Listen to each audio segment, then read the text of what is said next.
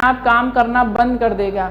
किसी भी चीज़ पे आप ज़्यादा दबाव डालेंगे तो वो क्या होगा, धीरे धीरे अपनी क्षमता को ख़त्म कर देगा, क्योंकि ओवरलोड चीज़ कोई भी बर्दाश्त नहीं करता।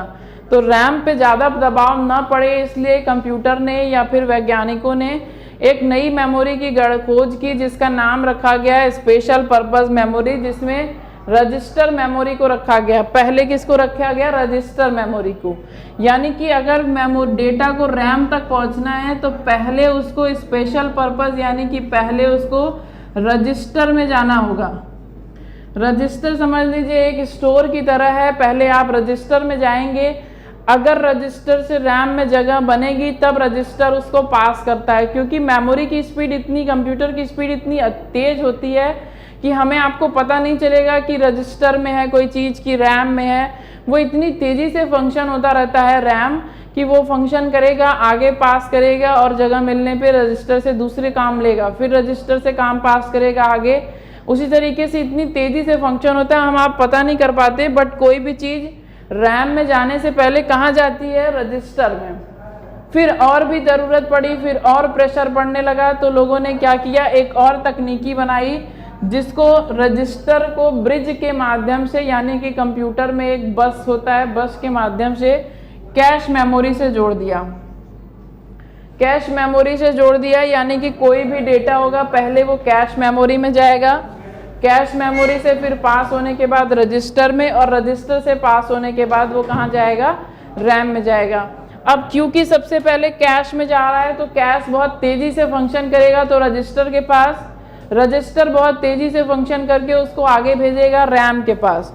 इसलिए ये याद रखिएगा, अगर कंप्यूटर के एग्जाम में आपसे क्वेश्चन पूछा which is the fastest memory of computer, यानी कि कंप्यूटर की सबसे तेज मेमोरी कौन सी है, अगर आपके पास ऑप्शन में रजिस्टर और कैश दोनों हैं तो आप किसको लगाएंगे, कैश को।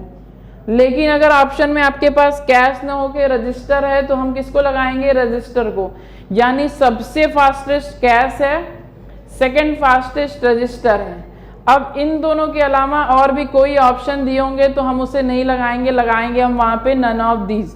तो जैसे क्वेश्चन में आ गया, ऑप्शन दिया है सबसे फास्टेस्ट मेमोरी, आपके पास ऑप्शन है रजिस्टर, दूसरा ऑप्शन है रैम, तीसरा ऑप्शन है कैश और चौथा ऑप्शन है नन ऑफ दीज। तो अगर सबसे तेज मेमोरी की बात की जाए तो सबसे तेज मेमोरी होगी कैश, बट अगर कैश नहीं दिया है तो सबसे तेज मेमोरी होगी रजिस्टर। अगर रजिस्टर और कैश दोनों नहीं दिया है तो सबसे तेज मेमोरी क्या होगी, इनमें से कोई नहीं, क्योंकि सबसे तेज मेमोरी कौन सी हो सकती है, या तो कैश या तो रजिस्टर। इसके अलावा किसी को भी कंप्यूटर की तेज मेमोरी के नाम से नहीं जाना जा सकता। तो ये बात हो गई आपकी कैश और रजिस्टर से। यहाँ पे लिखा भी हुआ है फास्टेस्ट मेमोरी ऑफ कंप्यूटर। तो आप नोट्स में ये सब चीज़ें नोट कर लीजिएगा, क्योंकि एग्जाम में पूछा जा सकता है कि कंप्यूटर की सबसे तेज मेमोरी कौन सी होती है, तो कैश या फिर रजिस्टर। आगे चलते हैं, एक सेकेंडरी मेमोरी के बारे में डिस्कस करते हैं कि प्राइमरी मेमोरी से क्या अलग होता है सेकेंडरी मेमोरी में। सेकेंडरी मेमोरी को सहायक मेमोरी के नाम से भी जाना जा सकता है। सेकेंडरी मेमोरी या सहायक मेमोरी एक ही चीज़ है। अब सेकेंडरी मेमोरी क्योंकि चीज़ पहले रैम रजिस्टर में आई, रजिस्टर के बाद रैम में, रैम के बाद रोम में, यहाँ तक चीज़ें अपने आप सेव होती हैं। बट अगर हम आप सेव करते हैं, कोई भी डेटा होगा, कोई फाइल होगी, कोई डॉक्यूमेंट है, कोई डिजिटल चीज़ें हैं, कोई मल्टीमीडिया फंक्शन है, सब कुछ हम जब सेव करते हैं तो हमें सेव करने के लिए किसी न किसी डिवाइस का सहारा लेना होता है, क्योंकि हम उसको एक्सटर्नली मतलब बाहर से अलग से लगवाते हैं। जैसे मेमोरी कार्ड, हम परचेज करने के बाद मेमोरी कार्ड को अलग से खरीद के उसको कंप्यूटर में या मोबाइल में सेट करते हैं।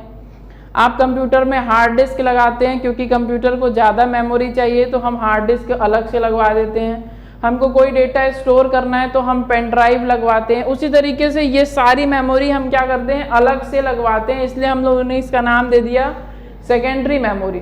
अब सेकेंडरी मेमोरी में कुछ ऐसी मेमोरी दिया हुआ है जो सेकेंडरी मेमोरी में आपसे पूछा जा सकता है, जैसे सीडी। सीडी क्या है, एक प्रकार की सेकेंडरी मेमोरी है। क्यों सेकेंडरी मेमोरी है, क्योंकि सीडी हम अपनी ज़रूरत के हिसाब से सीडी में चीज़ें अपलोड करते हैं और उसके बाद उसको कंप्यूटर के साथ प्ले कर सकते हैं। तो सीडी का फुल फॉर्म आपका दिया हुआ है कॉम्पैक्ट डिस्क। सीडी क्या है? एक प्रकार की सेकेंडरी मेमोरी है। सीडी का फुल फॉर्म है कॉम्पैक्ट डिस्क। यहीं पे अगर सीडी की कैपेसिटी की बात कर ली जाए कि सीडी और डीवीडी में फ़र्क क्या है, तो सीडी और डीवीडी में फ़र्क सिर्फ इतना है कि सीडी कम चीज़ें सेव कर सकता है और डीवीडी की क्षमता ज़्यादा होती है। कितनी ज़्यादा होती है? जैसे सीडी की बात की जाए तो सीडी की क्षमता लगभग 786 MB होती है। मतलब फ्लक्चुएट ऐसा नहीं है कि एकदम फिक्स 786, थोड़ा बहुत इधर उधर हो सकता है लगभग, लेकिन 786 MB होती है। डीवीडी का फुल फॉर्म देखा जाए तो डीवीडी का फुल फॉर्म है डिजिटल वर्साटाइल डिस्क। कहीं कहीं पे डिजिटल वीडियो डिस्क भी देता है, but digital versatile disc is more correct answer. ये ज़्यादा सही आंसर है। अगर ऑप्शन में आपके पास वीडियो है तो ऐसा नहीं कि वो गलत कहा जाएगा, वो भी सही है, बट ज़्यादा सही आंसर आपका क्या है? Digital versatile disc. अब सीडी की क्षमता ये थी, तो डीवीडी की क्षमता क्या है? लगभग 4.1 GB होती है। अब देखिए फ़र्क क्या है, ये MB में है और ये GB में है। अब आप सोच रहे होंगे MB और GB ये क्या है, तो अभी हम आगे डिस्कस करेंगे ये MB GB क्या है, क्या डिफरेंस है MB में, क्या डिफरेंस है GB में।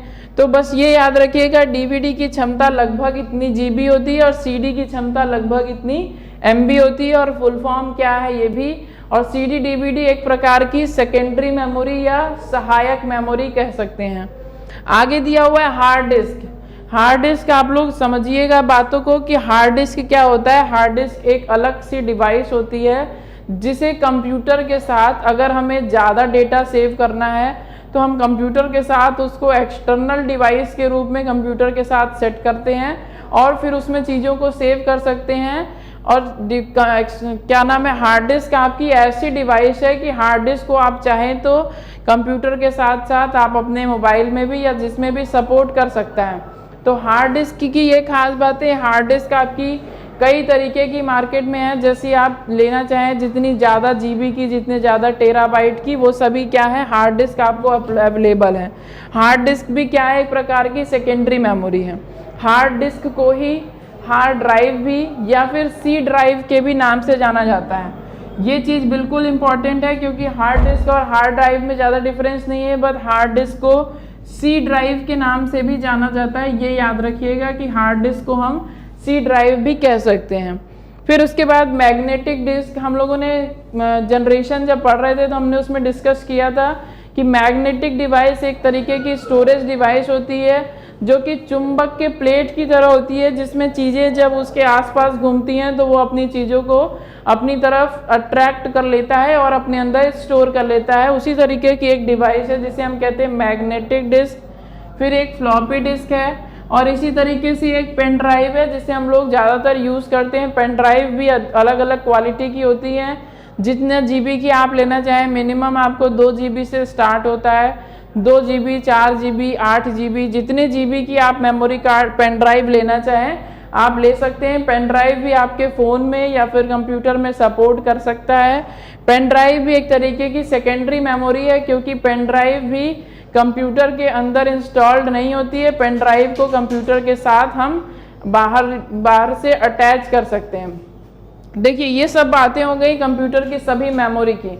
अभी एक लास्ट चीज़ डिस्कस करनी है कि अगर कंप्यूटर के एग्ज़ाम में आ जाए कि कंप्यूटर में मेमोरी की वह कौन सी इकाई है जो सबसे छोटी कही जाती है, यानी कि स्टोरेज की सबसे छोटी इकाई कौन सी है, तो यहाँ पे लिखा है स्टोरेज की सबसे छोटी इकाई कौन सी है, बिट, BIT। एक होता है बिट और एक होगा बाइट। ये याद रखना, कंफ्यूज ना होना। स्टोरेज की सबसे छोटी इकाई बिट। अब यहाँ पे आपको कुछ मेमोरी के टॉपिक दिए हुए हैं जो आपको ये चार्ट याद करना होगा, यानी कि 8 बिट बराबर 1 बाइट होता है। अब आपसे बाइट पूछ ले कि ये बाइट क्या है, तो 1024 बाइट बराबर 1024 KB। एग्जाम में आपसे ये KB, MB, GB इन सब का फुल फॉर्म भी पूछता है एग्जाम में कि KB का मतलब क्या होता है। तो B से तो बाइट होगा सभी में, बाकी यहाँ K से हो जाएगा किलो बाइट, ये हो जाएगा किलो बाइट। M से हो जाएगा मेगा बाइट, ये हो जाएगा मेगा बाइट। 1024 GB, GB बराबर गीगा बाइट और TB बराबर टेराबाइट।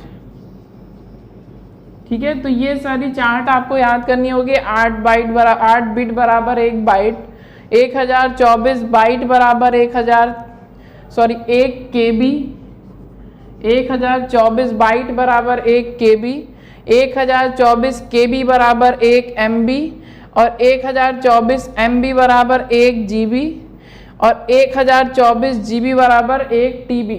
क्योंकि सबसे बड़ी मेमोरी कंप्यूटर में हार्ड डिस्क होती है और हार्ड डिस्क सबसे मैक्सिमम टेराबाइट में नापी जा सकती है, इसलिए ये मेमोरी हो गई। कंप्यूटर में सबसे छोटी इकाई बात की जाए तो बिट, और अगर कंप्यूटर की एक्सटर्नल मतलब पूर्ण रूप से बाहरी हो या अंतर हो, दोनों रूप से मिलाकर देखा जाए तो सबसे बड़ी मेमोरी होगी TB, क्योंकि कंप्यूटर में जो हार्ड डिस्क होती है वो मैक्सिमम टेराबाइट में नापी जा सकती है, इसलिए कंप्यूटर में ये मेमोरी है जिनका चार्ट आपको याद करना होगा। ये सभी फुल फॉर्म याद कर लीजिएगा। इतनी चीज़ें थी जो आपसे मेमोरी से संबंधित पूछी जा सकती हैं, हमने सब कुछ डिस्कस कर लिया। आप नोट्स भी बना रहे होंगे, तो अगर कोई कन्फ्यूज़न होगी कहीं पे तो आप डिस्कस करिएगा। मेमोरी से संबंधित जितने तरीके से आपसे क्वेश्चन किए जा सकते थे हमने सब कुछ डिस्कस कर लिए हैं। अभी नेक्स्ट वीडियो में हम डिस्कस करेंगे आउटपुट डिवाइस के बारे में कि क्या होती है आउटपुट डिवाइस, किस प्रकार से काम करती हैं, कौन कौन सी आउटपुट डिवाइस है जिनका प्रयोग हम करते हैं, आउटपुट डिवाइस कौन सी हैं, उनके क्या क्या प्रकार हैं, क्या क्या विशेषताएं हैं, और बाकी सब कुछ जो भी डिवाइस से संबंधित आपसे पूछा जा सकता है। प्रोसेसिंग डिवाइस जो कि बहुत इंपॉर्टेंट है, हम वो भी डिस्कस करेंगे। तो नेक्स्ट वीडियो में हम लोग पूरा लेके एक बार चलेंगे, प्रोसेसिंग एंड आउटपुट दोनों को कंप्लीट करके फिर हम दूसरे स्टेप पे चलेंगे। तो ये सब हो गई मेमोरी। अगर कोई भी दिक्कत होगी तो आप बिल्कुल क्वेश्चन कर सकते हैं। अगर आपको कोई कन्फ्यूज़न है, कुछ भी हो रहा है, कोई प्रॉब्लम हो रही, तो आप बिल्कुल दोबारा से अगर आपको पढ़ना है तो वो भी बता सकते हैं। ये आपको मेमोरी हमने डिस्कस कर लिया। तो चलिए आज के लिए इतना ही रखते हैं, नेक्स्ट वीडियो आपके फिर देखेंगे। ठीक है, धन्यवाद।